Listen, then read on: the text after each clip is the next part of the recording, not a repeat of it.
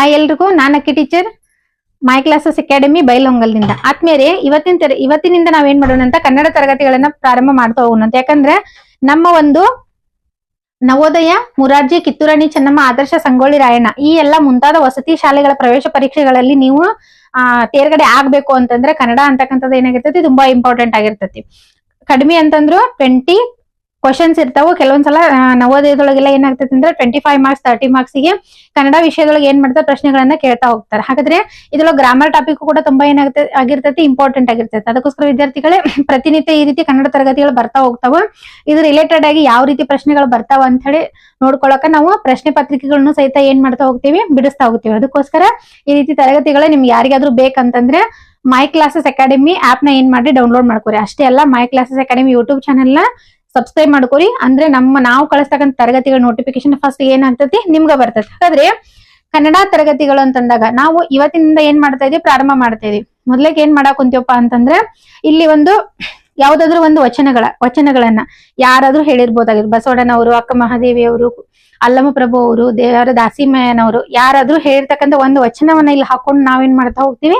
Next ಇದನ್ನ ತರಗತಿಗಳನ್ನ continue ಮಾಡ್ತಾ ಹೋಗೋಣ ಅಂತಂದ್ರೆ ಸ್ವಲ್ಪ ಏನು ನಿಮ್ಮ ಮೋಟಿವೇಶನ್ ಆಗ್ಲಿ. ಆಮೇಲೆ ಈ ರೀತಿ ವಚನಗಳನ್ನ ನಿಮ್ಮ ಎಕ್ಸಾಮ್ ಒಳಗ, ಬಿಟ್ಟ ಸ್ಥಳದೊಳಗ, ಆಮೇಲೆ ಅವ್ರ ಅಂಕಿತ ನಾಮಗಳನ್ನ ಕೇಳ್ತಾ ಹೋಗೋದ್ರಿಂದ ಇದೇನಾಗ್ತತಿ, ಸ್ವಲ್ಪ ಯೂಸ್ ಆಗ್ತತಿ ಅಂತಕ್ಕಂಥ ಉದ್ದೇಶದಿಂದ ನಾವೇನ್ ಮಾಡಕ್ ಕುಂತೀವಿ ಅಂದ್ರೆ ಇಲ್ಲಿ ಒಂದು ವಚನವನ್ನ ಹಾಕೊಂಡು ಅದ್ರ ಬಗ್ಗೆ ಸ್ವಲ್ಪ ಎಕ್ಸ್ಪ್ಲನೇಷನ್ ಕೊಟ್ಕೊಂಡು ತರಗತಿಗಳನ್ನ ಏನ್ ಮಾಡ್ತಾ ಹೋಗೋಣ ಅಂತ, ಮುಂದುವರಿಸ್ತಾ ಹೋಗೋಣ ಅಂತ. ಅದು ನೋಡ್ರಿ ವಿದ್ಯಾರ್ಥಿಗಳೇ, ಇಲ್ಲೇನೈತೆ ಅಂತಂದ್ರೆ, ಬೇವಿನ ಬೀಜವ ಬಿತ್ತಿ ಬೆಲ್ಲದ ಕಟ್ಟೆಯ ಕಟ್ಟಿ ಆಕಳ ಹಾಲ ನೆರೆದು ಜೇನು ತುಪ್ಪವ ಹೊಯ್ದಡೆ ಸಿಹಿಯಾಗಬಲ್ಲುದೆ ಕಹಿಯಹುದಲ್ಲದೆ ಶಿವಭಕ್ತರಲ್ಲದವರ ಕೂಡ ನುಡಿಯಲಾಗದು ಕೂಡಲ ಸಂಗಮ ದೇವ. ಹಾಗಾದ್ರೆ ಕೂಡಲ ಸಂಗಮ ದೇವ ಅಂತಕ್ಕಂಥದ್ದು ಯಾರ ಅಂಕಿತನಾಮ ಆಗಿರ್ತತಿ, ಬಸವಣ್ಣನವರ ಅಂಕಿತನಾಮ ಆಗಿರ್ತತಿ. ಕೂಡಲ ಸಂಗಮ ದೇವ ಅಂತದ ಬಂದತೆ ಅಂತಂದ್ರೆ ಇದನ್ನ ಬರ್ದವ್ರು ಯಾರಾಗಿರ್ತಾರೆ ಹೇಳ್ರಿ, ಬಸವಣ್ಣನವರಾಗಿರ್ತಾರೆ. ಹಾಗಾದ್ರೆ ಅವ್ರು ಏನ್ ಹೇಳ್ತಾರಪ್ಪ ಅಂತಂದ್ರೆ, ಬೇವಿನ ಬೀಜವ ಬಿತ್ತಿ, ನಾವು ಭೂಮಿಯೊಳಗ ಬೇವಿನ ಬೀಜ ಹಾಕಿ ಅದಕ್ಕೆ ಸುತ್ತಲೂ ನಾವು ಬೆಲ್ಲದ ಕಟ್ಟೆ, ಬೆಲ್ಲ ಹೆಂಗಿರ್ತತಿ, ಸಿಹಿ ಆಗಿರ್ತತಿ. ಆ ಬೆಲ್ಲದ ಕಟ್ಟೆಯನ್ನ ಕಟ್ಟಿ ಅದಕ್ಕೆ ಆಕಳ ಹಾಲ ನೆರೆದು, ಆಕಳ ಹಾಲು ಅಂತಂದ್ರೆ ನಮ್ಮ ತಾಯಿಯ ಹಾಲಿಗೆ ಸಮಾನವಾಗಿರ್ತಕ್ಕಂಥ ಹಾಲು, ಅದಕ್ಕೆ ಅಮೃತ ಅಂತನೂ ಕೂಡ ನಾವೇನ್ ಮಾಡ್ತೀವಿ, ಕರಿತೀವಿ. ಅಂದ್ರೆ ತಾಯಿಯ ನಂತರ ನಮ್ಮ ಹಸಿವನ್ನ ನೀಗಿಸ್ತಕ್ಕಂಥ ಹಾಲು ಯಾವ್ದಪ್ಪ ಅಂತಂದ್ರೆ ಆಕಳ ಹಾಲು. ಅಂತ ಆಕಳ ಅಮೃತ ಸಮಾನವಾಗಿರ್ತಕ್ಕಂಥ ಆಕಳ ಹಾಲನ್ನ ಅದಕ್ಕೆ ಎರೆದು ಜೇನು ತುಪ್ಪವನ್ನ ಹೊಯ್ದೆಡೆ, ಜೇನು ತುಪ್ಪನು ಕೂಡ ಹೆಂಗಿರುತ್ತೆ, ತುಂಬಾ ಸಿಹಿಯಾಗಿರ್ತತಿ. ಹೌದಾ? ಆ ಜೇನು ತುಪ್ಪವನ್ನ ನಾವು ಹಾಕಿದ್ರು ಕೂಡ ಆ ಬೇವಿನ ಬೀಜ ಅನ್ನೋದು ಏನಾಗಿರೋದಿಲ್ಲ, ಸಿಹಿ ಆಗಿರೋದಿಲ್ಲ. ಅದೇನಾಗ್ತತಿ ಹೇಳ್ರಿ, ಕಹಿನ ಆಗ್ತತಿ. ಯಾಕಂದ್ರೆ ಬೇವಿನ ಬೀಜದ ಮೂಲತ ಗುಣ ಯಾವ್ದಾಗಿರ್ತತಿ, ಕಹಿ ಆಗಿರ್ತತಿ. ಅದಕ್ಕೋಸ್ಕರ ಅವ್ರು ಏನ್ ಹೇಳ್ತಾರಪ್ಪ ಅಂತಂದ್ರೆ, ಅಲ್ಲದವರು ಕೂಡ, ಯಾರು ಶಿವಭಕ್ತರ ಆಗಿರೋದಿಲ್ವಲ್ಲ ಅವ್ರ ಜೊತೆ ನಾವ್ ಏನಾಗಂಗಿಲ್ಲ, ಮಾತಾಡಕ್ ಆಗಂಗಿಲ್ಲ. ಯಾಕಂದ್ರೆ ಮೂಲತ ಗುಣ ಏನಾಗಿರ್ತದೆ, ಕೆಟ್ಟದೇ ಆಗಿರ್ತತಿ ಅಂತ ಹೇಳಿ ಅವ್ರು ಏನ್ ಮಾಡ್ತಾ ಇರ್ತಾರೆ, ಹೇಳ್ತಾರೆ. ಅಂದ್ರೆ ಇಲ್ಲಿ ಏನ್ ಒಂದ್ ವಿಷಯ ಅಂತಂದ್ರೆ, ವೇದ ಸುಳ್ಳಾದ್ರೂ ಗಾದೆ ಸುಳ್ಳಾಗಂಗಿಲ್ಲ ಅಂತ ಹೇಳ್ತಾರೆ. ಅಂತಂದ್ರೆ ವೇದ ಅಂತಂದ್ರೆ ಅವ್ನ ಏನ್ ಮಾಡಿರ್ತಾರೆ, ಬರ್ದಿಟ್ಟಿರ್ತಾರೆ. ಕೆಲವೊಂದ್ಸಲ ಸುಳ್ಳು ಆಗ್ಬೋದು, ಬಟ್ ಗಾದೆ ಅಂತಕ್ಕಂಥದ್ದು ಏನಾಗೋದಿಲ್ಲ, ಸುಳ್ಳಾಗೋದಿಲ್ಲ. ಯಾಕಂತಂದ್ರೆ ಗಾದೆಗಳು ನಮ್ಮ ಅನುಭವದಿಂದ ಬಂದಿರ್ತಕ್ಕಂಥ, ನಮ್ಮ ಹಿರಿಯರ ಅನುಭವದಿಂದ ಬಂದಿರ್ತಕ್ಕಂಥ ಮಾತುಗಳಾಗಿರ್ತಾವ. ಯಾಕಂದ್ರೆ ಅವ್ರು ಅದನ್ನ ಅನುಭವದಿಂದ ಪಡ್ಕೊಂಡು ಆ ಮಾತುಗಳನ್ನ ಹೇಳಿರ್ತಾರೆ. ಅವರು ಜೀವನದುದ್ದಕ್ಕೂ ಅದನ್ನ ಏನ್ ಮಾಡಿರ್ತಾರೆ, ಅನುಭವಿಸಿರ್ತಾರೆ. ಅದಕ್ಕೋಸ್ಕರ ಅದು ಯಾವಾಗ್ಲೂ ವೇದ ಸುಳ್ಳಾದ್ರೂ ಏನಾಗಂಗಿಲ್ಲ, ಗಾದೆ ಸುಳ್ಳಾಗಂಗಿಲ್ಲ. ಹಾಗಾದ್ರೆ ಈ ವಚನಗಳು ಅಂತಕ್ಕಂಥದ್ದು ಏನಾಗಿರ್ತದಪ್ಪ ಅಂದ್ರೆ, ನಮ್ಮ ಜನಸಾಮಾನ್ಯರ ನಡುವೆ ಅವ್ರ ವಚನಕಾರರು ಬೆರೆತು ಅಲ್ಲಿರ್ತಕ್ಕಂಥ ವಿಚಾರವನ್ನ ತಿಳ್ಕೊಂಡು ಈ ರೀತಿ ವಚನಗಳನ್ನ ಅವ್ರು ಏನ್ ಮಾಡಿದ್ದಾರೆ, ಬರ್ದಿದ್ದಾರೆ. ಅದಕ್ಕೋಸ್ಕರ ಇವು ಸರ್ವಕಾಲಿಕ ಏನಾಗಿರ್ತಾವ, ಸತ್ಯ ಆಗಿರ್ತಾವ. ಯಾವಾಗ್ಲೂ ಕೂಡ ಏನಾಗಂಗಿಲ್ಲ, ಸುಳ್ಳಾಗಂಗಿಲ್ಲ. ಓಕೆ, ಹಾಗಾದ್ರೆ ನಾವು ಇವತ್ತು ವ್ಯಾಕರಣ ತರಗತಿಗಳನ್ನ ಪ್ರಾರಂಭ ಮಾಡ್ತಾ ಹೋಗೋಣ. ಈ ವ್ಯಾಕರಣ ತರಗತಿಯೊಳಗ ನಿಮ್ಮ ಒಂದು ನವೋದಯ ಕ್ಲಾಸಸ್ ಇಂದ ಮುರಾರ್ಜಿ ಕ್ಲಾಸಸ್ ವರ್ಗು ಮತ್ತೆ ಅಪ್ ಟು 10th ವರ್ಗು ಏನೇನು ನಿಮ್ಗೆ ಯೂಸ್ ಆಗ್ತೈತಲ್ಲ ಎಲ್ಲವೂ ಕೂಡ ಏನ್ ಮಾಡ್ತೀವಿ, ಇದ್ರೊಳಗೆ ನಾವು ಹೇಳ್ತಾ ಹೋಗ್ತೀವಿ. ಅಷ್ಟೇ ಅಲ್ಲ, ಕಾಂಪಿಟೇಟಿವ್ ಎಕ್ಸಾಮ್ ಯಾರು ಓದ್ತಾ ಇರ್ತಕ್ಕಂಥವ್ರು ಈ ತರಗತಿಗಳನ್ನ ನೋಡ್ತಾ ಇದ್ರೆ ಅವ್ರಿಗೂ ಕೂಡ ಈ ತರಗತಿಗಳು ಏನಾಗ್ತಾವ, ಯೂಸ್ ಆಗ್ತಾವ. ಹಾಗಾದ್ರೆ ನೋಡೋಣ, ಮೊದ್ಲಿಕ್ಕೆ ಭಾಷೆ ಅಂತಕ್ಕಂಥ ಅಂದ್ರೆ ಏನಂತ ನೋಡೋಣ. ಇಲ್ಲಿ ಭಾಷೆ ಅಂತಂದ್ರೆ ಧ್ವನಿಗಳ ಒಂದು ಸಮೂಹಕ್ಕೆ ನಾವೇನಂತ ಕರಿತೀವಿ, ಭಾಷೆ ಅಂತ ಹೇಳಿ ಏನ್ ಮಾಡ್ತೀವಿ, ಕರಿತೀವಿ. ಭಾಷೆ ಯಾವ್ದಾದ್ರು ಆಗಿರ್ಬೋದು, ಕನ್ನಡ, ಇಂಗ್ಲಿಷ್, ಉರ್ದು, ತಮಿಳು, ತೆಲುಗು ಯಾವ್ದಾದ್ರು ಆಗಿರ್ಬೋದು. ಹೌದಾ? ನಮ್ಮ ಧ್ವನ್ಯಂಗಗಳ ಮೂಲಕ ಏನು ಧ್ವನಿ ಹೊರಡುತ್ತಲ್ಲ ಅದಕ್ಕೆ ನಾವೇನಂತ ಕರಿತೀವಿ, ಭಾಷೆ ಅಂತ ಕರಿತೀವಿ. ಹಾಗಾದ್ರೆ ಒಂದು ಭಾಷೆಯಲ್ಲಿನ ಧ್ವನಿಗಳು, ಅಕ್ಷರಗಳು, ಶಬ್ದಗಳು ಮತ್ತು ವ್ಯಾಕರಣಗಳ ರಚನೆ ಹಾಗೂ ಅವುಗಳ ನಡುವಿನ ಪರಸ್ಪರ ಸಂಬಂಧವನ್ನ ಕುರಿತು ತಿಳಿಸ್ತಕ್ಕಂಥ ಶಾಸ್ತ್ರವನ್ನ ನಾವೇನಂತ ಕರಿತೀವಿ, ವ್ಯಾಕರಣ ಶಾಸ್ತ್ರ ಅಂತ ಹೇಳಿ ಏನ್ ಮಾಡ್ತೀವಿ, ಕರಿತೀವಿ. ಅಂದ್ರೆ ಒಂದು ಭಾಷೆಯಲ್ಲಿರ್ತಕ್ಕಂಥ ಧ್ವನಿಗಳು, ಈಗ ಆ ಈ ಆಮೇಲೆ ABCD ಅಂತ ನಾವೇನ್ ಅಕ್ಷರಗಳನ್ನ ಹೇಳ್ತೇವಲ್ಲ, ಅಲ್ಲಿ ಧ್ವನಿಗಳು ಹೊರಡ್ತಾವ. ಆ ಧ್ವನಿಗಳು ಮತ್ತೆ ಅಲ್ಲಿ ಆ ಧ್ವನಿಗಳಿಂದ ರಚನೆ ಆದಂತಹ ಶಬ್ದಗಳಿಂದ ರಚನೆ ಆದಂತಹ ವಾಕ್ಯಗಳು, ಇವೆಲ್ಲವುಗಳ ನಡುವಿನ ಸಂಬಂಧವನ್ನ ಕುರಿತು ಅಧ್ಯಯನ ಮಾಡ್ತಕ್ಕಂತ ಒಂದು ಶಾಸ್ತ್ರವನ್ನ ನಾವೇನಂತ ಕರಿತೀವಿ, ವ್ಯಾಕರಣ ಶಾಸ್ತ್ರ ಅಂತ ಹೇಳಿ ಏನ್ ಮಾಡ್ತೀವಿ ಕರಿತೀವಿ. ಇದು ಹೆಂಗಿರ್ತೈತಿಪಾ ಅಂತಂದ್ರೆ ಕ್ರಮಬದ್ಧವಾದಂತ ಒಂದು ರಚನೆ ಆಗಿರ್ತೈತಿ. ಇಲ್ಲಿ ಕ್ರಮಬದ್ಧತೆ ಅಂತ ಬಂದಾಗ ಫಾರ್ ಎಕ್ಸಾಂಪಲ್ ಹೇಳ್ಬೇಕಂತಂದ್ರ ಇಲ್ಲಿ ನೋಡ್ರಿ, ಕ್ರಮಬದ್ಧತೆ ಅಂತ ಬಂದಾಗ ಇಲ್ಲಿ ಏನಾಗ್ತದಂದ್ರ ಇಲ್ಲಿ ಒಂದ್ ಯಾವ್ದೋ ಒಂದು ಶಬ್ದ ತಗೊಳ್ಳೋಣ, ಯಾವ್ದು ತಗೊಳ್ಳೋಣ ನಾವು, ಹೌದಾ. ಇಲ್ಲಿ ಒಂದು ಅಂತ ಇದೆ, ಹೌದಾ. ಒಂದು ಅಂತ ಬರ್ದಾಗ ಇದು ಒಂದು ಅಂತಕ್ಕಂಥದ್ದು ಏನೈತಿ, ಒಂದು ಮೀನಿಂಗ್ ಐತಿ. ಕ್ರಮಬದ್ಧವಾಗಿ ಇದನ್ನ ಏನ್ ಮಾಡಿದ್ವಿ ನಾವು, ರಚನೆ ಮಾಡಿದ್ವಿ. ಇದಕ್ಕೆ ಏನಾಗಿದೆ, ಒಂದು ಧ್ವನಿ ಹೊರಡಾಕುಂತತಿ. ಈ ಕ್ರಮಬದ್ಧವಾದ ರಚನೆಯ ಬಗ್ಗೆ ಹೇಳ್ತಕ್ಕಂಥ ಶಾಸ್ತ್ರವನ್ನ ನಾವೇನಂತ ಕರಿತೀವಿ, ವ್ಯಾಕರಣ ಶಾಸ್ತ್ರ ಅಂತ ಕರಿತೀವಿ. ಒಂದ್ ವೇಳೆ ಇದು ಕ್ರಮಬದ್ಧತೆ ಇರ್ಲಿಕ್ಕಂದ್ರ ನಾವ್ ಈ ರೀತಿಯಾಗಿ ಬರದ್ವಿ ಅಂತಂದ್ರೆ ಇದನ್ನ ನೀಟಾಗಿ ಓದಾಕ್ ಬರ್ತತಿ, ಇದು ನೀಟಾಗಿ ಓದಾಕ್ ಬರ್ತತಿ, ಬರೋದಿಲ್ಲ. ಯಾಕಂದ್ರೆ ಇಲ್ಲಿ ಏನಿಲ್ಲಪ್ಪ ಅಂತಂದ್ರೆ ಕ್ರಮಬದ್ಧತೆ ಅನ್ನೋದು ಇಲ್ಲ. ಕ್ರಮಬದ್ಧವಾಗಿ ಬಂದಾಗ ಅದಕ್ಕೆ ಏನಿರ್ತತಿ, ಒಂದು ಉಚ್ಚಾರಣೆ ಅನ್ನೋದು ಇರ್ತತಿ, ಅದಕ್ಕೊಂದು ಕರೆಕ್ಟ್ ಆಗಿರ್ತಕ್ಕಂಥ ಅರ್ಥ ಇರ್ತತಿ. ಇದನ್ನ ನಾವೇನಂತ ಕರಿತೀವಿ ಅಂತಂದ್ರೆ ಕ್ರಮಬದ್ಧತೆ ಅಂತ ಕರಿತೀವಿ. ಈ ಕ್ರಮಬದ್ಧವಾಗಿ ವ್ಯಾಕರಣ ಹೆಂಗ್ ರಚನೆ ಆಗಿದೆ ಅಂತಕ್ಕಂಥದನ್ನ ಹೇಳ್ತಕ್ಕಂಥ ಶಾಸ್ತ್ರವನ್ನ ನಾವೇನಂತ ಕರಿತೀವಪ್ಪ ಅಂತಂದ್ರೆ ವ್ಯಾಕರಣ ಶಾಸ್ತ್ರ ಅಂತ ಹೇಳಿ ಏನ್ ಮಾಡ್ತೀವಿ ಕರಿತೀವಿ. ಹಾಗಾದ್ರೆ ಇದರ ಸ್ಪಷ್ಟತೆಯನ್ನ ಕುರಿತು ಹೇಳ್ತಕ್ಕಂಥ ಶಾಸ್ತ್ರವನ್ನ ನಾವೇನಂತ ಕರಿತೀವಿ, ವ್ಯಾಕರಣ ಶಾಸ್ತ್ರ ಅಂತ ಹೇಳಿ ಏನ್ ಮಾಡ್ತೀವಿ ಕರಿತೀವಿ. ಹಾಗಾದ್ರೆ ನೋಡ್ರಿ, ವರ್ಣ ಎಂದರೆ ಅಕ್ಷರಮಾಲೆ. ಅಕ್ಷರಮಾಲೆ ಅಂತಂದ್ರೆ ಏನಪ್ಪಾ ಅಂತಂದ್ರೆ ಗುಂಪು ಅಥವಾ ಸಮೂಹ. ಅಂದ್ರೆ ವರ್ಣ ಅಂತಂದ್ರೆ ಅಕ್ಷರ. ಈ ಅಕ್ಷರಗಳ ಸಮೂಹಕ್ಕ ನಾವೇನಂತ ಕರಿತೀವಿ, ಅಕ್ಷರಮಾಲೆ ಅಂತ ಹೇಳಿ ಏನ್ ಮಾಡ್ತಾ ಇರ್ತೀವಿ ಕರಿತೀವಿ. ಇನ್ನ ಕ್ಷರ ಅಂದ್ರೆ ನಾಶವಾಗೋ, ಅಕ್ಷರ ಅಂತಂದ್ರೆ ನಾಶವಾಗದೆ ಇರೋದು. ಯಾವ್ದು ನಾಶ ಆಗೋದಿಲ್ವಲ್ಲ ಅದನ್ನ ನಾವೇನಂತ ಕರಿತೀವಿ, ಅಕ್ಷರ ಅಂತ ಹೇಳಿ ಏನ್ ಮಾಡ್ತೀವಿ ಕರಿತೀವಿ. ನಾಶವಾಗದ ಧ್ವನಿಗೆ ಅಕ್ಷರ ಎನ್ನುವರು. ಈ ಅಕ್ಷರಗಳಿಗೆ ಕನ್ನಡದಲ್ಲಿ ವರ್ಣಗಳೆಂದು ಕರೆಯುತ್ತಾರೆ. ಆದ್ದರಿಂದ ಕನ್ನಡದಲ್ಲಿನ ಎಲ್ಲಾ ಅಕ್ಷರಗಳಿಗೆ ವರ್ಣಮಾಲಾಕ್ಷರಗಳು ಅಥವಾ ವರ್ಣಾಕ್ಷರಗಳು, ವರ್ಣಮಾಲಾಕ್ಷರಗಳು ಅಂತ ಹೇಳಿ ನಾವೇನ್ ಮಾಡ್ತಾ ಹೋಗ್ತೀವಿ, ಕರಿತಾ ಹೋಗ್ತೀವಿ. ಈ ವರ್ಣಮಾಲಾಕ್ಷರದೊಳಗೆ ಒಟ್ಟಾರೆ ಎಷ್ಟು ಬರ್ತಾವಪ್ಪ ಅಂತಂದ್ರೆ 3 ವಿಧಗಳು ಬರ್ತಾವ. ಮೊದಲೇದು ಯಾವ್ದು ಬರ್ತದಂದ್ರೆ ಮೂಲಾಕ್ಷರ, ಎರಡನೇದು ಗುಣಿತಾಕ್ಷರ ಮತ್ತೆ ಸಂಯುಕ್ತಾಕ್ಷರ. ವರ್ಣಮಾಲಾಕ್ಷರದೊಳಗೆ 3 ವಿಧಗಳು, ಒಂದು ಮೂಲಾಕ್ಷರ, ಗುಣಿತಾಕ್ಷರ ಮತ್ತೆ ಸಂಯುಕ್ತಾಕ್ಷರ. ಮೂಲಾಕ್ಷರ ಅಂತಂದ್ರೆ ಇಲ್ಲಿ ಟೋಟಲ್ ಆಗಿ ಮೂಲಾಕ್ಷರಗಳು 49 ಬರ್ತಾವ, ಹೌದಾ. ಈ ನೀವು ಅದಿಂದ ಳ ವರೆಗೂ ಅಕ್ಷರಗಳನ್ನ ನೀವು ಹೇಳ್ತಿರಲ್ಲ, ಇವೆಲ್ಲವುಗಳಿಗೆ ನಾವೇನಂತ ಕರಿತಾ ಹೋಗ್ತೀವಿ, ವರ್ಣಮಾಲಾಕ್ಷರಗಳು ಅಂತ ಕರಿತೀವಿ. ಅದಿಂದ ಎಲ್ಲಿವರೆಗೂ ಳ ವರೆಗೂ ಇರ್ತಕ್ಕಂತ ಒಟ್ಟು 49 ಅಕ್ಷರಗಳಿಗೆ ನಾವು ವರ್ಣಮಾಲಾಕ್ಷರಗಳು ಅಂತ ಕರಿತೀವಿ. ನೋಡ್ರಿ ಎನಸ್ರಿ, 1 2 3 4 5, ಹೌದಾ. 1 2 3 4 5 6 7 8 9 9 5 ಎಷ್ಟಾಗ್ತತಿ, 45 46 47 48 49 ಟೋಟಲ್ ಎಷ್ಟು ಅಕ್ಷರಗಳು ಬರ್ತಾವ, 49 ಅಕ್ಷರಗಳು. ನೀವು ಪ್ರಶ್ನೆ ಇದನ್ನ ಕೇಳ್ತಾರೆ, ಕನ್ನಡ ವರ್ಣಮಾಲೆಯಲ್ಲಿ ಇರ್ತಕ್ಕಂಥ ಒಟ್ಟು ಅಕ್ಷರಗಳ ಸಂಖ್ಯೆ ಎಷ್ಟು ಅಂತ ಕೇಳ್ತಾರೆ, ಅಥವಾ ಮೂಲಾಕ್ಷರಗಳು ಎಷ್ಟು ಅಂತ ಕೇಳ್ತಾರೆ, ವರ್ಣಮಾಲಾಕ್ಷರಗಳು ಎಷ್ಟು ಅಂತ ಕೇಳ್ತಾರೆ. ಏನೇ ಪ್ರಶ್ನೆ ಕೇಳಿದ್ರು ನೀವು ಹೇಳ್ತಕ್ಕಂಥ ಒಂದೇ ಉತ್ತರ ಏನಪ್ಪಾ ಅಂದ್ರೆ 49. ಕನ್ನಡದಲ್ಲಿ ಇರ್ತಕ್ಕಂಥ ಅಂದ್ರೆ ಬಳಕೆಯಲ್ಲಿ ಇರ್ತಕ್ಕಂಥ ಅಕ್ಷರಗಳು ಎಷ್ಟಪ್ಪಾ ಅಂತಂದ್ರೆ ಕನ್ನಡ ವರ್ಣಮಾಲಾಕ್ಷರಗಳು 49. ಹಾಗಾದ್ರೆ ನೆಕ್ಸ್ಟ್ ನೋಡ್ತಾ ಹೋಗೋಣ. ಈ ಕನ್ನಡ ವರ್ಣಮಾಲಾಕ್ಷರದೊಳಗೆ ನಾವು ಮತ್ತೆ 3 ಪ್ರಕಾರಗಳನ್ನ ಮಾಡ್ತೀವಿ. ಹೌದು, ಯಾವ್ದಾವ್ದಂತಂದ್ರೆ ಸ್ವರಗಳು, ವ್ಯಂಜನಗಳು ಮತ್ತೆ ಯೋಗವಾಹಗಳು. ಸ್ವರಗಳಂದಾಗ 13 ಇರ್ತಾವ, ವ್ಯಂಜನಗಳು 34 ಇರ್ತಾವ, ಯೋಗವಾಹಗಳು 2 ಇರ್ತಾವ. ಎಲ್ಲವನ್ನ ನೀವು ಒಟ್ಟಾರೆ ಕೂಡಿಸ್ರೆ ಎಷ್ಟು ಅಕ್ಷರಗಳು ಬರ್ತಾವ, 49 ಅಕ್ಷರಗಳು ಬರ್ತಾವ. ಹಾಗಾದ್ರೆ ಸ್ವರಗಳು ಎಂದರೆ ಸ್ವತಂತ್ರವಾಗಿ ಉಚ್ಚರಿಸಲ್ಪಡುವ ಅಕ್ಷರಗಳಿಗೆ ಅಥವಾ ವರ್ಣಗಳಿಗೆ ನಾವೇನಂತ ಕರಿತೀವಿ, ಸ್ವರಗಳು ಅಂತ ಕರಿತೀವಿ. ನೋಡ್ರಿ, ವರ್ಣ ಅಂತಂದ್ರೆ ಅಕ್ಷರ ಅಂತ ಅರ್ಥ. ಸ್ವತಂತ್ರವಾಗಿ ಉಚ್ಚಾರ ಮಾಡ್ತಕ್ಕಂತ ಅಕ್ಷರಗಳಿಗೆ ನಾವೇನಂತ ಕರಿತೀವಿ, ಸ್ವರಗಳು ಅಂತ ಕರಿತೀವಿ. ಅಂದ್ರೆ ಈ ಅಕ್ಷರಗಳು ಧ್ವನಿಗಳು ಹೊರಡ್ಬೇಕಂತಂದ್ರೆ ನಮ್ಮ ಧ್ವನ್ಯಂಗಗಳ ಮೂಲಕ ಏನ್ ಮಾಡ್ತಾವ, ಅಕ್ಷರಗಳು ಏನ್ ಮಾಡ್ತಾವ ಹೊರಡ್ತಾ ಹೋಗ್ತಾವ. ಇಲ್ಲಿ ಸ್ವತಂತ್ರವಾಗಿ ಅಂತಂದ್ರೆ ನಮ್ಮ ಬಾಯಿಂದ ಅಕ್ಷರಗಳು ಹೊರಡ್ತಾ ಇರ್ತಕ್ಕಂಥ ಸಂದರ್ಭದೊಳಗೆ ಯಾವುದೇ ರೀತಿಯಾದಂತಹ ಅಡೆತಡೆಗಳು ಇರೋದಿಲ್ಲ. ಅದು ಸ್ವತಂತ್ರವಾಗಿ ಏನ್ ಮಾಡ್ತತಿ, ಅಕ್ಷರ ನಮ್ಮ ಗಂಟಲಿನಿಂದ ಏನ್ ಮಾಡ್ತದ, ಹೊರಗಡೆ ಬರ್ತತಿ. ಇಂಥ ಅಕ್ಷರಗಳಿಗೆ ನಾವೇನಂತ ಕರಿತೀವಿ, ಸ್ವರಗಳು ಅಂತ ಏನ್ ಮಾಡ್ತೀವಿ ಕರಿತೀವಿ. ಫಾರ್ ಎಕ್ಸಾಂಪಲ್ ಹೇಳ್ಬೇಕಂದ್ರೆ ಇಲ್ಲಿ ಅಕ್ಷರ ಇದೆ, ನಮ್ಮ ಗಂಟಲಿನಿಂದ ನೇರವಾಗಿ ಏನ್ ಮಾಡಂತದ, ಸ್ವರ ಹೊರಗಡೆ ಬರತದೆ. ಅ ಇ ಈ ಸಾರಿ ಅ ಆ ಇ ಈ ಉ ಊ ರು ಎ ಐ ಓ ಓ ಔ. ನೋಡ್ರಿ, ಇಲ್ಲಿ ಯಾವುದೇ ರೀತಿಯಾದಂತ ಅಡೆತಡೆಗಳು ಇಲ್ಲ. ನೇರವಾಗಿ ನಮ್ಮ ಗಂಟಲಿನಿಂದ ಧ್ವನಿ ಏನ್ ಮಾಡಾಕುಂತದ, ಬಾಯಿ ಮೂಲಕ ಹೊರಗಡೆ ಬರಾಕುಂತದ. ಗಾಳಿ ಏನ್ ಮಾಡಾಕುಂತೈತಿ, ಹೊರಗೆ ಬರಾಕುಂತೈತಿ, ಹೌದಾ. ಅದಕ್ಕೆ ಯಾವುದೇ ಅಡೆತಡೆ ಇಲ್ಲದೆ ಉಚ್ಚಾರಣೆ ಮಾಡ್ತಕ್ಕಂತ ಈ ಅಕ್ಷರಗಳಿಗೆ ನಾವೇನಂತ ಕರಿತೀವಿ, ಸ್ವರಗಳು ಅಂತ ಹೇಳಿ ಏನ್ ಮಾಡ್ತೀವಿ ಕರಿತೀವಿ. ಈ ಸ್ವರದೊಳಗೆ ಮತ್ತು ವಿಧಗಳು ಬರ್ತಾವ. ಯಾವ್ಯಾವಪ್ಪ ಅಂತಂದ್ರೆ ಹ್ರಸ್ವ ಸ್ವರ, ದೀರ್ಘ ಸ್ವರ ಮತ್ತ ಪುತ್ಲ ಸ್ವರ ಅಂತೇಳಿ. ಇಲ್ಲಿ ಹ್ರಸ್ವ ಸ್ವರ ಅಂದ್ರೆ ಕಡಿಮೆ ಉಸಿರಿನಿಂದ ಉಚ್ಚಾರಣೆ ಮಾಡ್ತಕ್ಕಂಥ ಸ್ವರಗಳಿಗೆ ನಾವೇನಂತ ಕರಿತೀವಿ, ಹ್ರಸ್ವ ಸ್ವರಗಳು ಅಂತ ಕರಿತೀವಿ. ನಾ ಹೇಳಿದೆ ನಿಮಗ, ಸ್ವರಗಳು ಅಂತಂದ್ರೆ ಸ್ವತಂತ್ರವಾಗಿ ಉಚ್ಚರಿಸಲ್ಪಡ್ತಕ್ಕಂಥ ಅಕ್ಷರಗಳು. ಆ ಸ್ವರಗಳಲ್ಲಿ ಕಡಿಮೆ ಉಸಿರಿನಿಂದ ಉಚ್ಚಾರಣೆ ಮಾಡ್ತಕ್ಕಂಥ ಅಕ್ಷರಗಳಿಗೆ ನಾವು ಹ್ರಸ್ವ ಸ್ವರಗಳು ಅಂತ ಕರಿತೀವಿ. ಅಂದ್ರೆ ಉಸಿರು ಏನಿರ್ತೈತಿ ಕಡಿಮೆ ತಗೊಂತೀವಿ. ಫಾರ್ ಎಕ್ಸಾಂಪಲ್ ಹೇಳ್ಬೇಕಂದ್ರೆ ಅ ಇ ಉ ರು ಎ ಓ. ಹೌದಾ?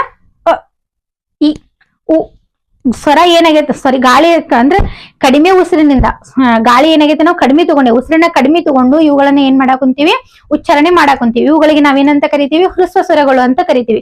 ನೆಕ್ಸ್ಟ್ ಬಂದಾಗ ಯಾವ್ದಪ್ಪ ಅಂತಂದ್ರೆ ದೀರ್ಘ ಸ್ವರಗಳು. ದೀರ್ಘ ಸ್ವರಗಳು ಅಂತಂದ್ರೆ ಹೆಚ್ಚು ಉಸಿರಿನಿಂದ ಉಸಿರನ್ನ ಜಾಸ್ತಿ ತಗೊಂಡು ಉಚ್ಚಾರಣೆ ಮಾಡ್ತಕ್ಕಂತ ಅಕ್ಷರಗಳಿಗೆ ನಾವೇನಂತ ಕರಿತೀವಿ, ದೀರ್ಘ ಸ್ವರಗಳು ಅಂತ ನಾವು ಕರಿತೀವಿ. ಫಾರ್ ಎಕ್ಸಾಂಪಲ್ ಹೇಳ್ಬೇಕಂದ್ರೆ ಆ, ಈ, ಊ, ಎ, ಐ, ಓ, ಔ.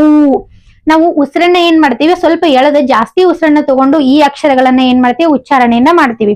ಇವುಗಳಿಗೆ ಏನಂತ ಕರೀತಾರೆ ಅಂತಂದ್ರೆ ದೀರ್ಘ ಸ್ವರಗಳು ಅಂತ ಹೇಳಿ ಏನ್ ಮಾಡ್ತಾರೆ, ಕರೀತಾರೆ. ನೆಕ್ಸ್ಟ್ ಬರ್ತಕ್ಕಂಥದ್ದು ಯಾವ್ದಂತಂದ್ರೆ ಪುತ್ಲ ಸ್ವರ.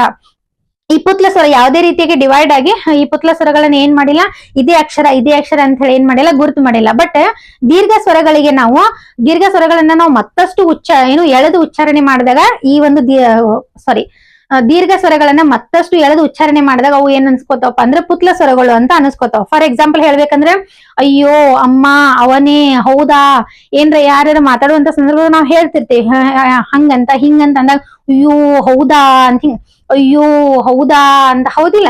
ಇಲ್ಲಿ ಹೌದಾ ಅಂತಂದಾಗ ಏನಾಗಿರ್ತದ, ದಾ ಅಂತಂದಾಗ ಏನ್ ಬಂದಿರ್ತದಲ್ಲದ ದಾ ಅಂತಕ್ಕಂಥ ಹೌದಾ. ಹೌದಾ, ಹೌದಿಲ್ಲ? ಇಲ್ಲಿ ದಾ ಅಂತಕ್ಕಂಥದ್ದು ಏನ್ ಬಂದಿರ್ತೈತೆ, ಅಲ್ಲಿ ದ ಒಳಗ ಪ್ಲಸ್ ಅ ಸೇರಿದ್ರೆ ಏನಾಗ್ತದ, ಸಾರಿ ಆ ಸೇರಿದ್ರೆ ಏನಾಗ್ತದ, ದಾ ಆಗ್ತತಿ. ಈ ದಾ ಅನ್ನ ನಾವು ಇನ್ನಷ್ಟು ಉಚ್ಚಾರಣೆ ಎಳೆದು ಹೇಳಿದಾಗ ಅದೇನ್ ಅನಿಸ್ಕೋತೈತಪ್ಪ ಅಂತಂದ್ರೆ ಪುತ್ಲ ಸ್ವರ ಅಂತ ಅನಿಸ್ಕೋತೈತಿ. ಹೌದಾ? ಹಾಗಾದ್ರೆ ಮತ್ತೇನ್ಪಾ ಅಂತಂದ್ರೆ ಅಯ್ಯೋ ಅವನೇ, ಅವನೇನಾ ಅಂತ ಹಿಂಗಂತಿರ್ತೀವಿ. ಹೌದಾ, ಅವನಾ ಅಂತ ಹಿಂಗಂತಿರ್ತೀವಲ್ಲ ನಾವು. ಹೌದಿಲ್ಲ? ಅವನೇ. ಹೌದಾ? ಸಾರಿ,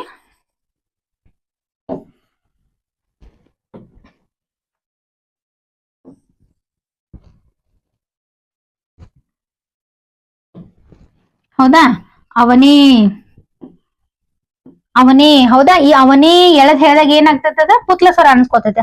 ಅವನೇ ನೇದೊಳಗೆ ಏನ್ ಸೇರ್ಕೊಂಡಿರ್ತೈತಲ್ಲಿ, ಏ ಸೇರ್ಕೊಂಡಿರ್ತದ. ಆ ಏನ ನಾವ್ ಮತ್ತಷ್ಟು ಎಳದ್ ಹೇಳಿದಾಗ ಏನಾಗ್ತದ, ಪುತ್ಲ ಸ್ವರ ಅಂತ ಹೇಳಿ ಏನ್ ಮಾಡ್ತದ, ಅನ್ಸ್ಕೊಳ್ತೈತೆ. ಹೌದಾ?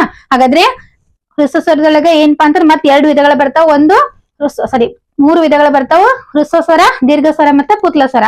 ನೋಡ್ರಿ, ಹ್ರಸ್ವ ಸ್ವರ ಅಂತಂದಾಗ ಎಷ್ಟು ಬರ್ತಾವ, 6 ಹ್ರಸ್ವ ಸ್ವರಗಳು ಬರ್ತಾವ. ದೀರ್ಘ ಸ್ವರ ಅಂತಂದಾಗ 7 ದೀರ್ಘ ಸ್ವರಗಳು ಬರ್ತಾವ. ಇನ್ನು ಪುತ್ಲ ಸ್ವರ ಅಂತ ನಿಮ್ ಎಕ್ಸಾಮ್ ಒಳಗೆ ಏನ್ ಮಾಡ್ತಾರಪ್ಪ ಅಂತಂದ್ರೆ ಇಲ್ಲಿ ಯಾವ್ದೋ ಒಂದ್ ಏನ್ ಮಾಡ್ತಾರೆ, ಅಬ್ಬಬ್ಬಾ, ಹೋಗು, ಅಯ್ಯಯ್ಯೋ, ಅವನೇ ಅಂತ, ಅಮ್ಮ ಅಂತ ಏನೋ ಒಂದು ಶಬ್ದ ಕೊಡ್ತಾರ. ಆ ಶಬ್ದವನ್ನ ಕೊಟ್ಟು ಇದ್ರೊಳಗೆ ಇರ್ತಕ್ಕಂಥ ಸ್ವರಗಳನ್ನ ಗುರ್ತು ಮಾಡ್ರಿ ಅಂತ ಹೇಳಿ ಲಾಸ್ಟಿಗೆ ಏನ್ರ ಒಂದ್ ಅಂಡರ್ಲೈನರ್ ಏನ್ರ ಮಾಡ್ಬಿಟ್ರು ಅಂತಂದ್ರೆ ನೀವು ಅದನ್ನ ಏನಂತ ಕಂಡಿಡಿಬೇಕು, ಪುತ್ಲ ಸ್ವರ ಅಂತ ಹೇಳಿ ಅಲ್ಲಿ ಏನ್ ಮಾಡ್ಬೇಕು, ಗುರ್ತ್ ಮಾಡ್ಬೇಕು.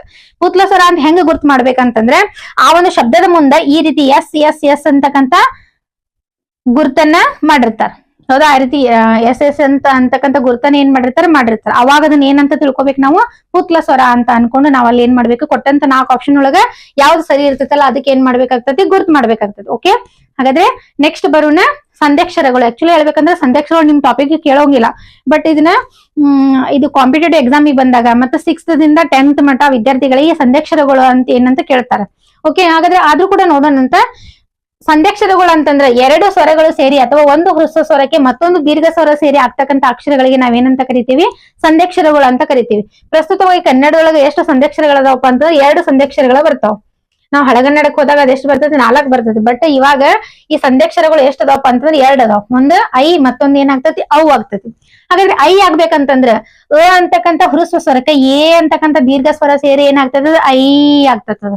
ಐ ಎ ಕೊನೆಗೆ ಐ ಅಂದಾಗ ಕೊನೆಗೆ ಎ ಅಂತಕ್ಕಂಥ ಉಚ್ಚಾರಣೆ ಬರ್ತಾ ಇರ್ತದೆ. ಹೌದಾ? ಅದಕ್ಕೋಸ್ಕರ ಐ ಅಂತಕ್ಕಂಥದ್ದು ಏನಾಗಿರ್ತದೆ, ಸಂಧ್ಯಾಕ್ಷರ ಆಗಿರ್ತದೆ. ಅಂದ್ರೆ ಒಂದು ಹ್ರಸ್ವ ಸ್ವರಕ್ಕೆ ಮತ್ತೊಂದು ದೀರ್ಘ ಸ್ವರ ಸೇರಿ ಆಗಿರ್ತಕ್ಕಂಥದ್ದನ್ನ ನಾವೇನಂತ ಕರಿತೀವಿ, ಸಂಧ್ಯಾಕ್ಷರ ಅಂತ ಹೇಳಿ ಏನ್ ಮಾಡ್ತೀವಿ, ಕರಿತೀವಿ. ಇನ್ನು ಮತ್ತೊಂದು ಬಂದಾಗ ಅ ಅಂತಕ್ಕಂಥ ಹ್ರಸ್ವ ಸ್ವರಕ್ಕೆ ಓ ಅಂತಕ್ಕಂಥ ದೀರ್ಘ ಸ್ವರ ಸೇರಿ ಏನಾಗ್ತದ, ಔ ಆಗ್ತದ. ಇಲ್ಲಿ ಅವು ಅಂತ ನಾವು ಓದುವಂತ ಸಂದರ್ಭದೊಳಗ ಕೊನೆಗೆ ಏನ್ ಬರ್ತೈತಿ ಅಂದ್ರೆ ಓ ಅಂತಕ್ಕಂಥ ಉಚ್ಚಾರಣೆ ಬರ್ತದೆ. ಹೌದಾ? ಅದಕ್ಕೋಸ್ಕರ ಐ ಮತ್ತ ಅವುಗಳನ್ನ ನಾವೇನಂತ ಕರಿತೀವಿ, ಸಂಧ್ಯಾಕ್ಷರಗಳು ಅಂತ ಕರಿತೀವಿ. ಸಂಧ್ಯಾಕ್ಷರಗಳು ಎಷ್ಟು ಅದಾವ ಹೇಳ್ರಿ, 2 ಅದಾವ. ಒಂದು ಐ, ಮತ್ತೊಂದು ಏನಾಗ್ತತಿ, ಅವು ಆಗ್ತತಿ.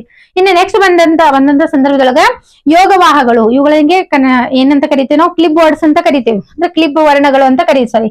ಕ್ಲಿಪ್ ವರ್ಣಗಳು ಅಂತ ಕರಿತೀವಿ. ಹಾಗಾದ್ರೆ ಯೋಗ ಅಂತಂದ್ರೆ ಸಂಬಂಧ, ವಾಹ ಅಂತಂದ್ರೆ ಹೊಂದಿದ, ಅಂದ್ರೆ ಒಂದ್ ಅಕ್ಷರ ಜೊತೆಗೆ ಸಂಬಂಧ ಹೊಂದಿ ಉಚ್ಚಾರಣೆ ಆಗ್ತಕ್ಕಂಥ ಅಕ್ಷರಗಳಿಗೆ ನಾವೇನಂತ ಕರಿತೀವಿ, ಯೋಗವಾಹಗಳು ಅಂತ ಹೇಳಿ ಏನ್ ಮಾಡ್ತೀವಿ, ಕರಿತೀವಿ. ಯೋಗವಾಹದೊಳಗ 2 ಬರ್ತಾವ. ಒಂದ್ ಏನ್ ಬರ್ತತಿ ಅನುಸ್ವಾರ ಬರ್ತತಿ, ಮತ್ತೊಂದ್ ಏನ್ ಬರ್ತತಿ ವಿಸರ್ಗ ಬರ್ತತಿ. ಓಕೆ, ಅಮ್ಮನ್ನ ನಾವು ಅನುಸ್ವಾರ ಅಂತ ಕರೆದ್ರೆ ಅಹ ಅನ್ನ ನಾವೇನಂತ ಕರಿತೀವಿ ವಿಸರ್ಗ ಅಂತ ಕರಿತೀವಿ. ಇಲ್ಲಿ ನೋಡ್ರಿ ಅನುಸ್ವರ ಅಂತಂದ್ರ ಅಂತಂದ್ರೆ ಮೂಗಿನ ಮೂಲಕ ಅಂದಾಗ ಏನು ನಮ್ ಬಾಯಿಯಿಂದ ಗಾಳಿ ಬಾಯಿ ಮುಚ್ಚಿ ಗಾಳಿ ಏನಾಗ್ತತಿ ಮೂಗಿನಿಂದ ಏನಾಗ್ತತಿ ಉಚ್ಚಾರಣೆ, ಗಾಳಿ ಏನ್ ಮಾಡ್ತತಿ ಹೊರಗಡೆ ಬರ್ತತಿ. ಹಂಗಂದ್ರೆ ಮೂಗಿನಿಂದ ಹೊರಗಡೆ ಬರ್ತತಲ್ಲ, ಅದಕ್ಕೋಸ್ಕರ ನಾವ್ ಇದನ್ನ ಏನಂತ ಕರಿತೀವಿ ಅನುಸ್ವರ ಅಂತ ಕರಿತೀವಿ. ಇನ್ನು ವಿಸರ್ಗ ಅಂದಾಗ ಅಹ ಅಂದಾಗ ಗಾಳಿ ನೇರವಾಗಿ ಯಾವುದೇ ಅಡೆತಡೆ ಇಲ್ದೇನೆ ಏನ್ ಮಾಡ್ತದ ಹೊರಗಡೆ ಬರ್ತದೆ. ಇದುಗಳಿಗೆ ನಾವ್ ಏನಂತ ಕರಿತೀವಿ ವಿಸರ್ಗ ಅಂತ ಕರಿತೀವಿ. ಅಮ್ಮ ಅನುಸ್ವಾರ, ಅಹ ಅಂತಕ್ಕಂಥದ್ದು ಏನಾಗಿರ್ತತಿ ವಿಸರ್ಗ ಬರ್ತದೆ. ಓಕೆ, ಅಂದ್ರೆ ಇವು ಬೇರೆ ಅಕ್ಷರದ ಜೊತೆಗೆ ಸಂಬಂಧ ಹೊಂದಿ ಉಚ್ಚರಿಸಲ್ಪಡ್ತಾವ. ಇವು ಸ್ವತಂತ್ರವಾಗಿ ಏನಾಗೋದಿಲ್ಲ, ಉಚ್ಚಾರಣೆ ಆಗೋದಿಲ್ಲ. ಈಗ ಕ ಅಂತಕ್ಕಂಥ ಬಂದಾಗ ಹೌದಾ, ಇದಕ್ಕ ಖಮ್ ಅಂತೇವ್ ನಾವು. ಅದನ್ನ ನೀವು ಈ ರೀತಿ ಸೊನ್ನೆ ಇಟ್ಟಿದ್ದನ್ನ ಉಚ್ಚಾರಣೆ ಮಾಡ್ರಿ ಅಂದ ಉಚ್ಚಾರಣೆ ಮಾಡಂಗಿಲ್ಲ. ಬಟ್ ಆಪ್ಷನ್ ಒಳಗೆ ಕೊಟ್ಟಾಗ ಇದನ್ನ ನಾವ್ ಏನಂತ ಮಾಡು ಅನುಸ್ವಾರ ಅಂತ ಗುರ್ತು ಮಾಡ್ಬೋದು. 2 ಸೊನ್ನೆ ಕೊಟ್ಟಾಗ ಇದು ವಿಸರ್ಗ ಅಂತ ಹೇಳಿ ನಾವ್ ಇದನ್ನ ಏನ್ ಮಾಡ್ಬೋದು ಗುರುತ್ ಮಾಡಬಹುದು. ಬಟ್ ಉಚ್ಚಾರಣೆ ಅಂತಂದಾಗ ಇದು ಉಚ್ಚಾರ ಆಗ್ಬೇಕಂದ್ರೆ ಇದು ಹಿಂದ್ಗಡೆ ಮತ್ತೊಂದ್ ಏನ್ ಇರ್ಬೇಕು, ಅಕ್ಷರ ಇರ್ಲೇಬೇಕು. ಅಂದಾಗ ಮಾತ್ರ ಇದು ಏನ್ ಮಾಡಕ್ ಬರ್ತತಿದೆ, ಉಚ್ಚರಿಸಲ್ಪಡ್ತತಿ. ಇಲ್ಲಾಂದ್ರೆ ಅದು ಉಚ್ಚಾರಣೆ ಮಾಡೋದಕ್ಕೆ ಬರೋದಿಲ್ಲ. ಅದಕ್ಕೋಸ್ಕರ ಈ ಮತ್ತು ಅನುಸ್ವಾರ ಮತ್ತು ವಿಸರ್ಗಗಳನ್ನ ನಾವ್ ಏನಂತ ಕರಿತೀವಿ ಅಂತಂದ್ರೆ ಯೋಗವಾಹಗಳು ಅಂತ ಹೇಳಿ ಏನ್ ಮಾಡ್ತೀವಿ ಕರಿತೀವಿ. ಇನ್ನ ನೆಕ್ಸ್ಟ್ ಬಂದಾಗ ಓಕೆ ವ್ಯಂಜನಗಳು. ಇಲ್ಲಿ ನೋಡ್ರಿ, ನಾನ್ ನಿಮ್ಗೆ ಹೇಳಿದೆ ಕನ್ನಡ ವರ್ಣ ಮಾಲಾಕ್ಷರದವ ಟೋಟಲ್ ಎಷ್ಟು ಅಕ್ಷರಗಳು ಬರ್ತಾವ 49 ಅಕ್ಷರಗಳು ಬರ್ತಾವ. 49 ಅಕ್ಷರದಾಗ 13 ಏನ್ ಬರ್ತಾವಪ್ಪ ಅಂತಂದ್ರೆ ಸ್ವರಗಳು ಬರ್ತಾವ, 34 ವ್ಯಂಜನಗಳು ಬರ್ತಾವ, ಮತ್ 2 ಏನ್ ಸಿಗ್ತಾವ ಅಂದ್ರೆ ಯೋಗವಾಹಗಳು ಸಿಗ್ತಾವ. ನಾವ್ ಇವಾಗ ಸ್ವರಗಳ ಬಗ್ಗೆ ಮತ್ತ ಯೋಗವಾಹಗಳ ಬಗ್ಗೆ ನೋಡಿದೀವಿ. ಇವಾಗ ನೋಡ್ತಕ್ಕಂಥದ್ದು ಯಾವ್ದಪ್ಪ ಅಂತಂದ್ರೆ ವ್ಯಂಜನಗಳು. ವ್ಯಂಜನಗಳು ನಾವು ಕದಿಂದ ಳ ವರೆಗೆ ಇರ್ತಕ್ಕಂಥ ಅಕ್ಷರಗಳಿಗೆ ಏನಂತ ಕರಿತೀವಿ ವ್ಯಂಜನಗಳು ಅಂತ ಕರಿತೀವಿ. ಅದಿಂದ ಅವರೆಗೂ ಇರ್ತಕ್ಕಂಥ ಅಕ್ಷರಗಳು ಸ್ವರಗಳು, ಅಹ ಯೋಗವಾಹಗಳಾಗ್ತಾವ. ಅದೇ ರೀತಿಯಾಗಿ ಕದಿಂದ ಳ ವರೆಗೂ ಬರ್ತಕ್ಕಂಥ ಅಕ್ಷರಗಳಿಗೆ ನಾವೇನಂತ ಕರಿತೀವಿ ವ್ಯಂಜನಗಳು ಅಂತ ಹೇಳಿ ಏನ್ ಮಾಡ್ತೀವಿ ಕರಿತೀವಿ. ಈ ವ್ಯಂಜನದೊಳಗ ಮತ್ 2 ವಿಧಗಳು ಬರ್ತಾವ. ಒಂದು ವರ್ಗೀಯ ವ್ಯಂಜನ, ಮತ್ತೊಂದು ಏನಪ್ಪಾ ಅಂತಂದ್ರೆ ಅವರ್ಗೀಯ ವ್ಯಂಜನ. ವರ್ಗ ಅಂತಂದ್ರೆ ಏನಾಗ್ತೈತಿ ಅಂದ್ರೆ ಗುಂಪು ಆಗ್ತೈತಿ. ಯಾವ್ದನ್ನ ನಾವು ಗುಂಪು ಮಾಡಿ ಇಡಾಕ್ ಸಾಧ್ಯ ಆಗ್ತತಲ್ಲ ಅವುಗಳಿಗೆ ನಾವೇನಂತ ಕರಿತೀವಿ ವರ್ಗೀಯ ವ್ಯಂಜನಗಳಂತ ಕರಿತೀವಿ. ಇನ್ನು ಈಸಿಯಾಗಿ ಹೇಳ್ಬೇಕಂತಂದ್ರೆ ನೀವು ತರಗತಿಯೊಳಗೆ ಏನಾಗ್ತೈತಿ ಅಂದ್ರೆ 1ನೇ ವರ್ಗ 2ನೇ ವರ್ಗ 3ನೇ ವರ್ಗ ಅಂತ ಇರ್ತದೆ. ಅಂದ್ರೆ 1ನೇ ವರ್ಗ ಅಂತಂದ್ರೆ ಒಂದೇ ರೀತಿಯ ವಯಸ್ಸಿನ ಮಕ್ಕಳನ್ನ ಅಂದ್ರೆ 5 ರಿಂದ 6 ವರ್ಷದ ಒಳಗಿನ ಒಂದೇ ವಯಸ್ಸಿನ ಮಕ್ಕಳನ್ನ ಅಲ್ಲಿ ಏನ್ ಮಾಡಿರ್ತಾರೆ ಒಂದು ಗುಂಪು ಮಾಡಿ ಇಟ್ಟಿರ್ತಾರೆ. 6 ರಿಂದ 7ನೇ ವರ್ಷದ ವಯಸ್ಸಿನ ಮಕ್ಕಳನ್ನ 2ನೇ ವರ್ಗದೊಳಗೆ ಏನ್ ಮಾಡಿರ್ತಾರೆ ಗುಂಪು ಮಾಡಿಟ್ಟಿರ್ತಾರೆ. ಯಾಕಂದ್ರೆ ಅವ್ರ ವಯಸ್ಸಿಗೆ ತಕ್ಕಾಗಿ ಅವ್ರ ಮೆದುಳಿನ ಬೆಳವಣಿಗೆ ಆಗ್ತಾ ಇರ್ತದೆ. ಹೌದಾ, ಅವ್ರ ಬುದ್ಧಿಮಟ್ಟದ ಬೆಳವಣಿಗೆ ಆಗ್ತಾ ಇರ್ತದೆ. ಅಂದ್ರೆ ಒಂದೇ ವಯಸ್ಸಿನ ಮಕ್ಕಳಿಗೆ ಒಂದೇ ರೀತಿಯ ಬುದ್ಧಿಮಟ್ಟ ಇರ್ತೈತಿ, ಅವರಿಗೆ ಒಂದೇ ರೀತಿ ನಾವ್ ಏನ್ ಮಾಡ್ಬೋದು ಬೋಧನೆ ಮಾಡ್ಬೋದು ಅನ್ನೋ ಅಂತ ಉದ್ದೇಶದಿಂದ ಏನ್ ಮಾಡಿರ್ತಾರೆ ಅಂದ್ರೆ ಆ ರೀತಿ ತರಗತಿಗಳನ್ನ ಮಾಡಿಟ್ಟಿರ್ತಾರೆ, ಅಂದ್ರೆ ಗುಂಪುಗಳನ್ನ ಮಾಡಿಟ್ಟಿರ್ತಾರೆ. ಅದು ವಯಸ್ಸಿನ ಆಧಾರದಲ್ಲಿ ವರ್ಗಗಳನ್ನ ಮಾಡಿರ್ತಾರೆ. ಬಟ್ ಇಲ್ಲಿ ಏನಾಗ್ತೈತಪ್ಪ ಅಂತಂದ್ರೆ ಸಮಾನ ಧ್ವನ್ಯಂಗಗಳ ಮೂಲಕ. ಈಗ ನೀವು ನೋಡ್ರಿ, ಕದಿಂದ ಮವರೆಗೂ ಅಕ್ಷರಗಳನ್ನ ಉಚ್ಚಾರಣೆ ಮಾಡ್ರಿ. ಈ ಕದಿಂದ ಮವರೆಗಿನ ಅಕ್ಷರಗಳು ಯಾವ ಯಾವ ಧ್ವನ್ಯಂಗದ ಮೂಲಕ ಉಚ್ಚಾರಣೆ ಆಗ್ತಾವ ಅಂತಕ್ಕಂಥದನ್ನ ತಿಳ್ಕೊಂಡು ಅವುಗಳನ್ನ ಏನ್ ಮಾಡಿದಾರಪ್ಪ ಅಂತಂದ್ರೆ ವರ್ಗಗಳನ್ನ ಮಾಡಿ ಇಟ್ಟಿದ್ದಾರೆ. ಓಕೆ, ಯಾವ್ದು ಗುಂಪನ್ನ ವರ್ಗವನ್ನ ಮಾಡಿಡಕ್ ಬರ್ತತಿಲ್ಲ ಅವುಗಳಿಗೆ ನಾವೇನಂತ ಕರಿತೀವಿ ವರ್ಗೀಯ ವ್ಯಂಜನಗಳು ಅಂತ ಕರಿತೀವಿ.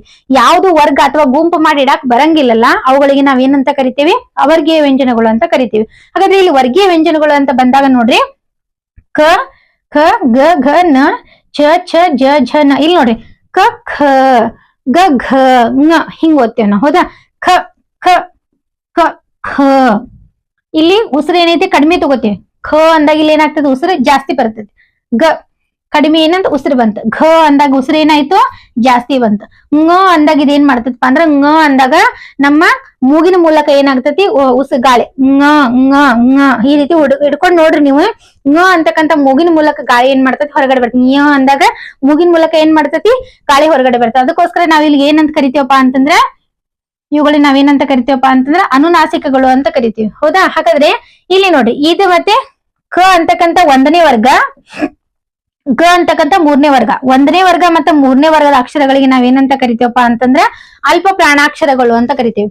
1ನೇ ವರ್ಗ ಮತ್ತು 3ನೇ ವರ್ಗದ ಅಕ್ಷರಗಳಿಗೆ ನಾವೇನಂತ ಕರಿತೀವಿ ಅಲ್ಪ ಪ್ರಾಣಾಕ್ಷರಗಳು ಅಂತ ಕರಿತೀವಿ. ಯಾಕಂತಂದ್ರೆ ಇವೇನಾಗ್ತಾವಪ್ಪ ಅಂತಂದ್ರೆ ಅಲ್ಪ ಅಂತಂದ್ರೆ ಕಡಿಮೆ ಉಸಿರು ಅಥವಾ ಪ್ರಾಣ ಅಂದ್ರೂ ಒಂದೇ, ಉಸಿರಂದ್ರೂ ಕೂಡ ಒಂದೇ. ಕಡಿಮೆ ಉಸಿರಿನಿಂದ ಅಥವಾ ಕಡಿಮೆ ಪ್ರಾಣದಿಂದ ಉಚ್ಚಾರಣೆ ಮಾಡ್ತಕ್ಕಂಥ ಅಕ್ಷರಗಳಿಗೆ ನಾವೇನಂತ ಕರಿತೀವಿ ಅಲ್ಪ ಪ್ರಾಣಗಳು ಅಂತ ಕರಿತೀವಿ. ಹಾಗಾಗಿ ಅಲ್ಪ ಪ್ರಾಣಾಕ್ಷರಗಳು ಎಷ್ಟದಪ್ಪ ಅಂದ್ರೆ ಒಟ್ಟಾರೆಯಾಗಿ 10 ಅಕ್ಷರಗಳು ಬರ್ತಾವ. ಅಲ್ಪ ಪ್ರಾಣಾಕ್ಷರಗಳು ಎಷ್ಟು ಬರ್ತಾವ 10 ಅಕ್ಷರಗಳು ಬರ್ತಾವ. ಯಾವ್ಯಾವಪ್ಪ ಅಂತಂದ್ರೆ ನಾ ಹೇಳಿದ್ನೆಲ್ಲ ಕಚಟ ಅಥವಾ ವರ್ಗದೊಳಗ ಮೊದ್ಲೇ ಕ ವರ್ಗ ಮತ್ತೆ ಮೊದಲನೇ ಕ ವರ್ಗ ಮತ್ತ ಗ ವರ್ಗ ಅಂದ್ರೆ ಮೊದಲನೇ ವರ್ಗ ಮತ್ತ ಮೂರನೇ ವರ್ಗ. ಮೊದಲನೇ ವರ್ಗ ಮತ್ತ ಮೂರನೇ ವರ್ಗಕ್ಕೆ ನಾವ್ ಏನಂತ ಕರಿತೀವಪ್ಪ ಅಂದ್ರೆ ಅಲ್ಪ ಪ್ರಾಣಾಕ್ಷರಗಳು ಅಂತ ಕರಿತೀವಿ. ಈ ಅಲ್ಪ ಪ್ರಾಣಾಕ್ಷರಗಳು ಎಷ್ಟದಾವಪ್ಪ ಅಂತಂದ್ರೆ 10 ಬರ್ತಾವ. ಹೌದಾ? ಇದೇನಿದೆ 1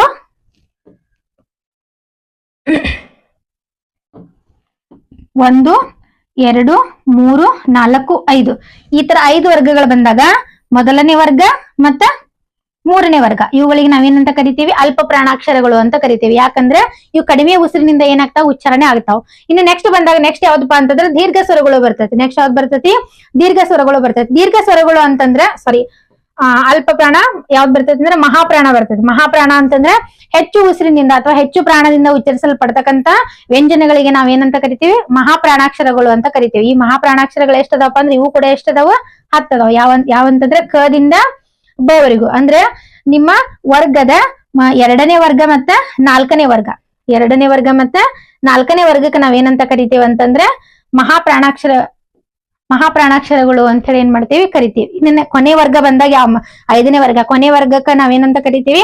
ಅನುನಾಸಿಕ ಅಂತ ಕರಿತೀವಿ. ಅನುನಾಸಿಕ, ನಾಸಿಕ ಅಂತಂದ್ರೆ ಮೂಗು. ಹೌದಾ? ಮೂಗಿನ ಮೂಲಕ ಅಥವಾ ಮೂಗಿನ ಸಹಾಯದಿಂದ ಉಚ್ಚಾರಣೆ ಆಗ್ತಕ್ಕಂತ ಅಕ್ಷರಗಳಿಗೆ ನಾವೇನಂತ ಕರಿತೀವಿ? ಅನುನಾಸಿಕಗಳು ಅಂತ ಕರಿತೀವಿ. ಅನುನಾಸಿಕಗಳು ಎಷ್ಟದಾವಪ್ಪ ಅಂತಂದ್ರೆ ಒಟ್ಟಾರೆಯಾಗಿ ಅನುನಾಸಿಕಗಳು 5 ಅದಾವ. ಓಕೆ ವಿದ್ಯಾರ್ಥಿಗಳೇ, ಹಾಗಾದ್ರೆ ನೋಡ್ರಿ, ವ್ಯಂಜನಗಳು ಅಂತ ಬಂದಾಗ ವ್ಯಂಜನದೊಳಗೆ ಒಟ್ಟಾರೆಯಾಗಿ 2 ವಿಧಗಳು ಬರ್ತಾವ. ಒಂದು ವರ್ಗೀಯ ವ್ಯಂಜನ, ಮತ್ತೊಂದು ಯಾವ್ದು ಬರ್ತೈತಿ? ಅವರ್ಗೀಯ ವ್ಯಂಜನ. ವರ್ಗೀಯ ವ್ಯಂಜನ ಅಂದ್ರೆ ವರ್ಗ ಮಾಡಕ್ ಸಾಧ್ಯ ಆಗಿರುವಂತದ್ದು. ಅವರ್ಗೀಯ ವ್ಯಂಜನ ಅಂದ್ರೆ ಇಲ್ಲಿ 9 ಅವರ್ಗೀಯ ವ್ಯಂಜನಗಳು ಬರ್ತಾವ. ಈ 9 ಅವರ್ಗೀಯ ವ್ಯಂಜನಗಳನ್ನ ಇವ್ನ ಏನ್ ಮಾಡಕ್ ಆಗಂಗಿಲ್ಲ? ವರ್ಗ ಮಾಡಕ್ ಆಗಂಗಿಲ್ಲ. ಯಾಕಂದ್ರೆ ಇವು ಒಂದೊಂದು ಅಕ್ಷರ ಒಂದೊಂದು ಜನಾಂಗಗಳ ಮೂಲಕ ಏನ್ ಮಾಡ್ತೈತಿ? ಉಚ್ಚಾರಣೆ ಆಗ್ತೈತಿ. ಅದಕ್ಕೋಸ್ಕರ ಇವುಗಳಿಗೆ ವರ್ಗ ಮಾಡಕ್ ಆಗಂಗಿಲ್ಲ ಅಂತ ಹೇಳಿ ಏನ್ ಮಾಡಿದಾರೆ? ಕೊನೆಗೆ ಇಟ್ಬಿಟ್ಟಿದ್ದಾರೆ. ಅದಕ್ಕೋಸ್ಕರ ಯ-ದಿಂದ ಲ-ವರ್ಗು ಅಕ್ಷರಗಳನ್ನ ನಾವೇನಂತ ಕರಿತೀವಿ? ಅವರ್ಗೀಯ ವ್ಯಂಜನಗಳಂತ ಕರಿತೀವಿ. ಅವರ್ಗೀಯ ವ್ಯಂಜನಗಳು ಎಷ್ಟದಾವಪ್ಪ ಅಂತಂದ್ರೆ 9 ಅದಾವ. ನೀವೇನ್ ಮಾಡ್ಬೇಕಂತಂದ್ರೆ ನೀಟಾಗಿ ಅ-ದಿಂದ ಲ-ವರ್ಗು ಅಕ್ಷರಗಳನ್ನ ಏನ್ ಮಾಡ್ಕೋರಿ? ಬರ್ಕೋರಿ. ಬರ್ಕೊಂಡದಕ್ಕೆ ಮೊದ್ಲಿಕ್ಕೆ ಡಿವೈಡ್ ಮಾಡ್ಕೊಂತ ಹೋಗ್ರಿ. ಇಲ್ಲಾಂದ್ರೆ ನಾ ಇದೇನ್ ನೋಟ್ಸ್ ರೆಡಿ ಮಾಡಿದ್ದೇನಲ್ಲ, ವಿಡಿಯೋನ ಪಾಸ್ ಮಾಡಿ ನೋಟ್ಸ್ ಅನ್ನ ನೀಟಾಗಿ ಬರ್ಕೊಂತ ಅದನ್ನ 1-2 ದಿನ ಪ್ರಾಕ್ಟೀಸ್ ಮಾಡಿದ್ರಿ ಅಂತಂದ್ರೆ ಇದ್ರ ರಿಲೇಟೆಡ್ ಟಾಪಿಕ್ ನಿಮ್ಗೆ ಏನಾಗ್ತೈತಿ? ತುಂಬಾ ಈಸಿ ಆಗ್ತೈತೆ. ಆದ್ರೆ ನಿಮ್ಗೆ ಏನಾರ ಗೊತ್ತಾಗ್ಲಿಕ್ಕಂದ್ರೆ ಪಾಸ್ ಮಾಡಿ ನೋಡ್ಕೋರಿ. ಇಲ್ಲಾಂದ್ರೆ ಪದೇ ತರಗತಿಗಳನ್ನ ಏನ್ ಮಾಡಿ ನೋಡ್ಕೋರಿ. ಈ ಟಾಪಿಕ್ ಮೇಲೆ ಇದ್ರ ಮೇಲೆ ನಾವು ಕಡಿಮೆ ಅಂದ್ರೆ ಒಂದು 4ರಿಂದ 5 ಪ್ರಶ್ನೆಗಳನ್ನ ನಾವ್ ಏನ್ ಮಾಡಬಹುದು? ನಿರೀಕ್ಷೆ ಮಾಡಬಹುದು. ಯಾಕಂದ್ರೆ ಇಲ್ಲಿ ಸ್ವರಗಳು, ವ್ಯಂಜನ ವೇದಗಳು, ಯೋಗವಾಹಗಳು, ಆಮೇಲೆ ಅವರ್ಗೀಯ ವ್ಯಂಜನಗಳು ಎಲ್ಲಾ ಟಾಪಿಕ್ ಕೂಡ ನಿಮ್ಗೆ ತುಂಬಾ ಇಂಪಾರ್ಟೆಂಟ್ ಆಗಿರ್ತೈತೆ. ಓಕೆ ವಿದ್ಯಾರ್ಥಿಗಳೇ, ಇದೇ ರೀತಿ ತರಗತಿಗಳು ನಿಮ್ಗೆ ಬೇಕು ಅಂತಂದ್ರೆ ಮೈ ಕ್ಲಾಸಸ್ ಅಕಾಡೆಮಿ ಆಪ್ ನ ಡೌನ್ಲೋಡ್ ಮಾಡ್ಕೋರಿ. ಅಷ್ಟೇ ಅಲ್ಲ, my classes academy YouTube channel ನ ಶೇರ್ ಮಾಡ್ರಿ, ಸಬ್ಸ್ಕ್ರೈಬ್ ಮಾಡ್ರಿ, ಮತ್ತೆ ಲೈಕ್ ಕೂಡ ಮಾಡ್ರಿ. ಓಕೆ, ಮುಂದಿನ ತರಗತಿ ಒಳಗ ನೆಕ್ಸ್ಟ್ ಟಾಪಿಕ್ ಮೇಲೆ ಸಿಗೋಣ. Okay, thank you.